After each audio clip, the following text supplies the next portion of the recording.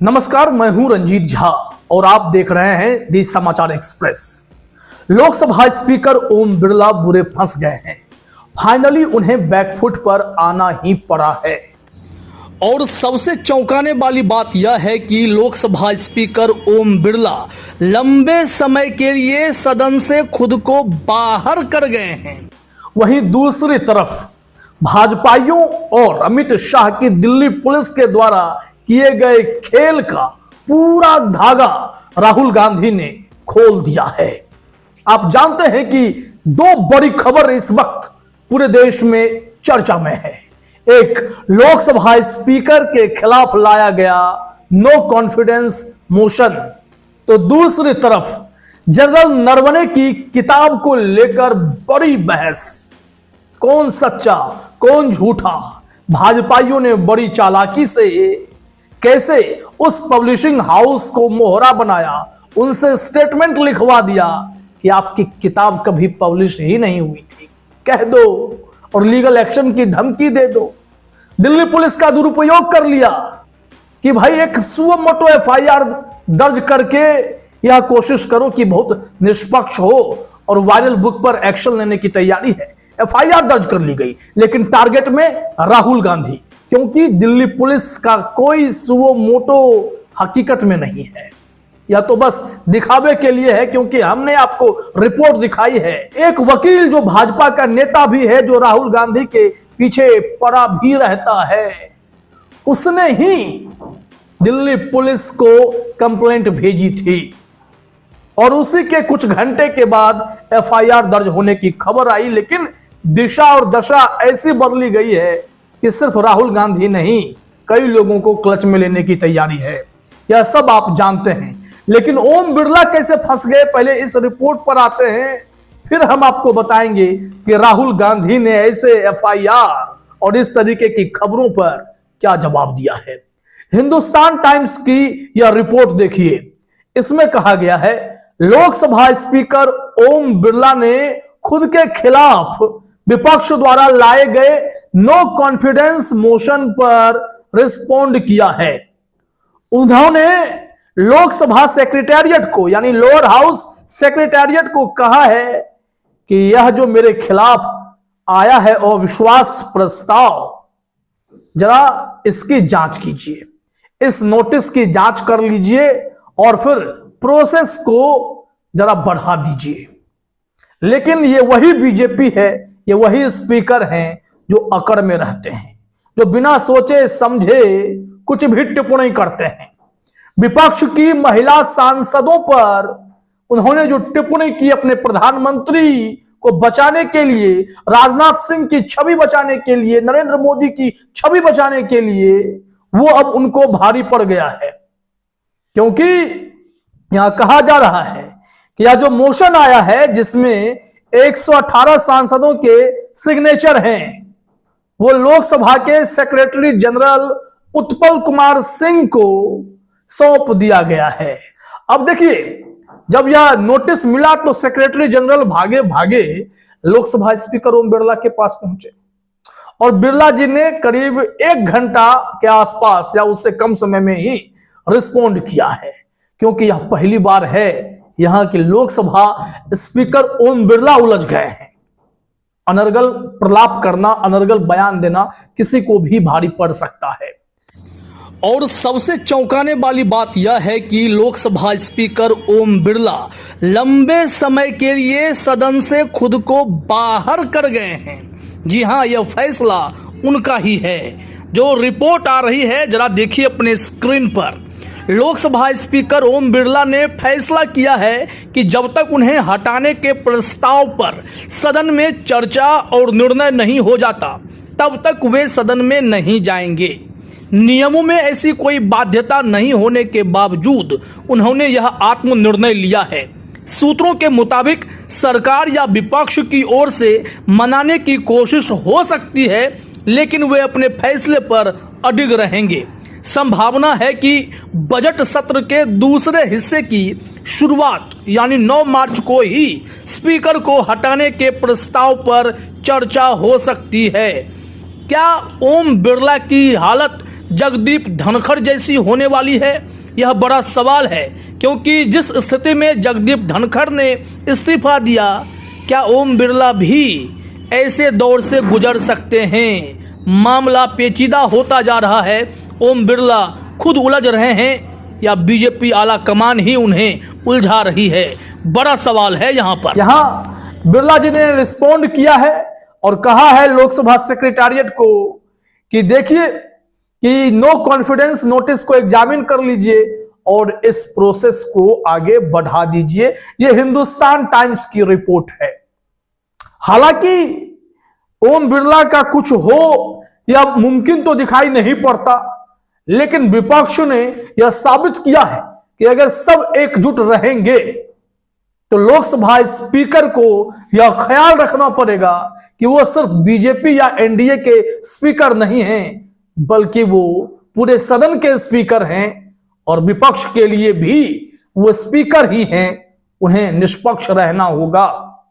महिला सांसदों ने पत्र लिखकर भी कहा था कि आप दबाव में रहते हैं, आप में निर्णय लेने की क्षमता नहीं है। और हम लोगों ने ऐसा क्या किया और कौन सा ऐसा इनपुट था जिसे आपने सदन के भीतर यह कहकर सबको भरमाने की कोशिश की कि प्रधानमंत्री के साथ सदन में अनहोनी हो जाएगी? अब ओम बिरला फंस गए हैं, उन्हें इनका जवाब देना पड़ेगा। अब आते हैं राहुल गांधी के मसले पर।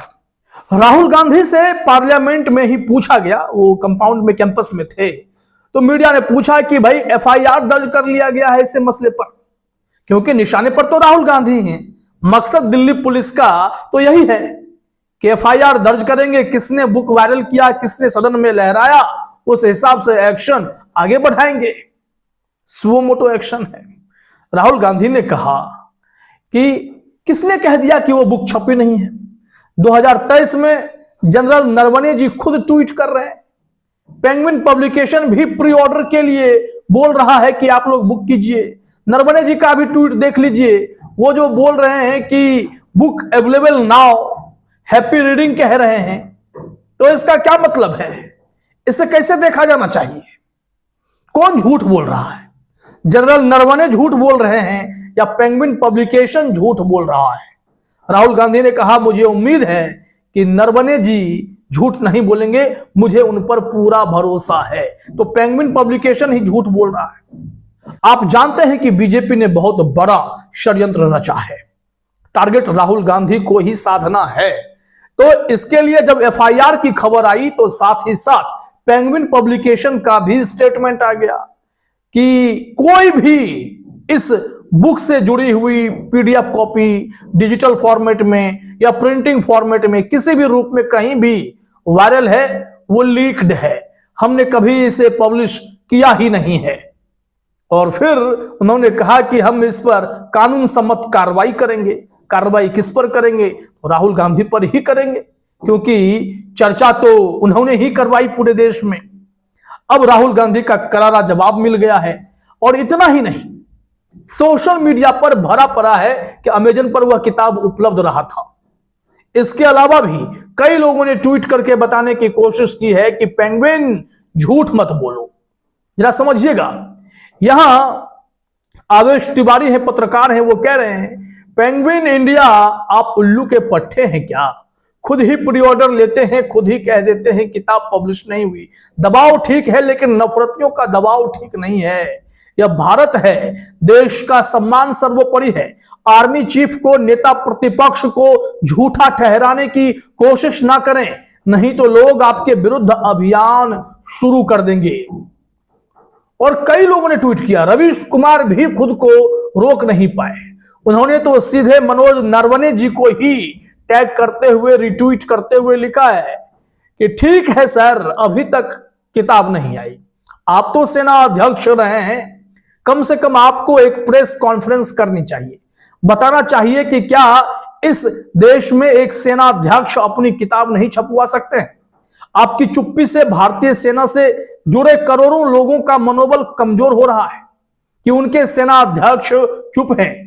इंस्टाग्राम पर वायर के कार्टून को 2 घंटे के लिए ब्लॉक किया गया तो सिद्धार्थ वरदराजन ने तुरंत ट्वीट किया, आपका यह ट्वीट 15 दिसंबर 2023 का है। फरवरी 2026 आ गया है। क्या आप अपनी किताब के बारे में नहीं बोल सकते हैं? आपने जो लिखा है, जो वायरल है, क्या आप उससे इनकार करते हैं? जब प्रकाशक ने किताब छापी ही नहीं, तब आपकी किताब पर कॉपीराइट का दावा कैसे कर सकते हैं? मैं कॉपीराइट के नियमों को नहीं जानता, भारतीय सेना के पराक्रम को जानता हूं। उसके जनरल को बोलना चाहिए, हम आपको सल्यूट करने के लिए तैयार हैं सर। और सवाल बेहद गंभीर रवीश कुमार ने भी पूछा है कि सेना अध्यक्ष जी, आप ही सामने आकर सच बता दीजिए ना। और किताब छपने नहीं छपने का विवाद तो सेकेंडरी होना चाहिए।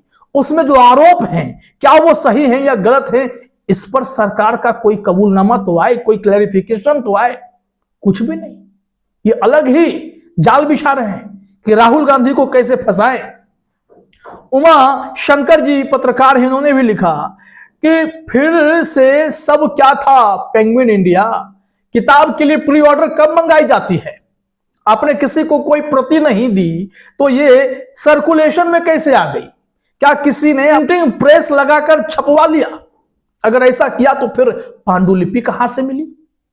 पाठकों का ज्ञान वर्धन करें, क्योंकि ये आपके पब्लिकेशन हाउस की दशकों से अर्जित छवि पर भी असर डाल सकता है।